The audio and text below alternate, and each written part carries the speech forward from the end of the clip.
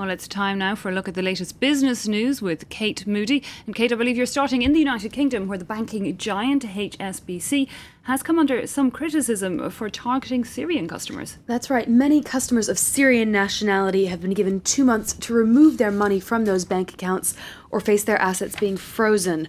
Human rights groups have attacked the bank's actions in no uncertain terms, but HSBC itself says the moves aren't aimed at Syrians specifically and are in fact an effort to combat global financial crime. HSBC did pay a $1.9 billion fine 2 years ago for failing to implement proper methods to prevent money laundering, but many fear that the bank is now being overly cautious. Our correspondents Luke Strago and Young Chim sent us this report from London. When Syrian student Majid saw this ATM in London keep his card just before Christmas, he had no idea just how deep the problem would go. I called the HSBC and they told me that my account is closed. I went to see them. They said that I have to withdraw money within 24 hours. Majid's not alone. Other Syrian UK residents have seen their accounts shut down too, though HSBC said it wasn't about race or religion. This applies to customers with links to a country that is subject to international financial sanctions. In certain cases, an assessment of the risks involved may require ending a customer relationship.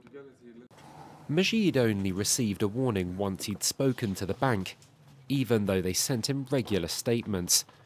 Living on less than €500 a month, Majid finds the bank's actions beyond understanding. I've been left without any bank, without any card, without cash. They said that I didn't break any law and I didn't transfer any money. So why would they close my account? Is it only just because I'm from Syria?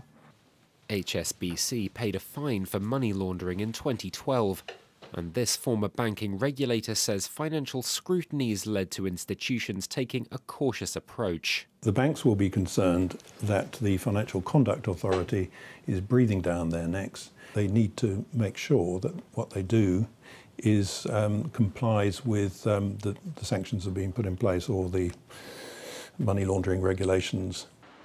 That's meant little to Majid, though, or the many other Syrians in the UK who've had to scramble to rescue their savings. Turning our attention to the markets now, we're seeing modest mixed trading in Asia as we begin the week.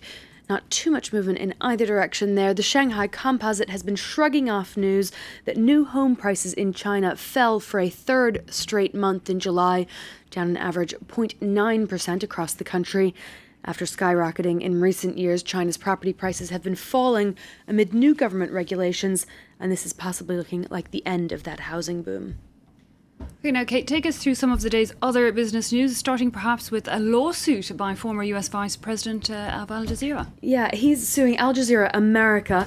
Al Gore saying the Qatar-based network has committed fraud and breach of contract in its $500 million purchase of Current TV, which is a cable channel that he founded and then sold. Al Jazeera relaunched the channel last year as its news arm focusing on the US, but Gore says it's refusing to pay tens of millions of dollars that are still owed to shareholders. The Overseas Chinese Banking Corporation, Southeast Asia's second largest lender, is planning to sell 440 million new shares. It hopes to raise $2.7 billion to help fund its purchase of Hong Kong's Wing Hang Bank. The Singapore-based lender took over Wing Hang for nearly $5 billion last month, giving it a gateway to the Greater China region.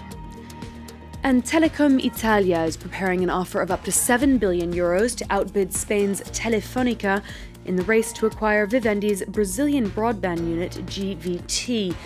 Telefónica made an unsolicited €6.7 billion bid for GVT earlier this month. It's Telecom Italia's biggest investor and competes with the Italian firm in Brazil's phone market. Okay, and finally, Kate, Amazon.com is butting heads, I believe, with another publishing house, this time in Germany. Exactly. This is part of an ongoing and international dispute about the price of books, and specifically the price of ebooks that is charged on Amazon.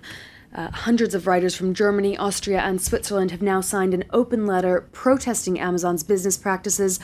The letter accuses Amazon.com of taking longer to deliver books that are published by the Bonnier Group, which is a Swedish publisher, of making false statements about whether those books are available, and of removing the authors of those books from recommended reading lists. Amazon has been locked in a similar dispute with the French publisher Hachette, and as increasing numbers of authors join that battle, it looks like this price war is far from over. We'll be hearing more on both sides of the Atlantic about it. Okay, Kate, we trust that you will bring us the latest as it happens on that. Kate Moody there with the business news. Thanks for joining us. Well, it's now time for today's Focus Report. Pope Francis has been on a 5-day visit to South Korea. It's the first time the head of the Catholic Church has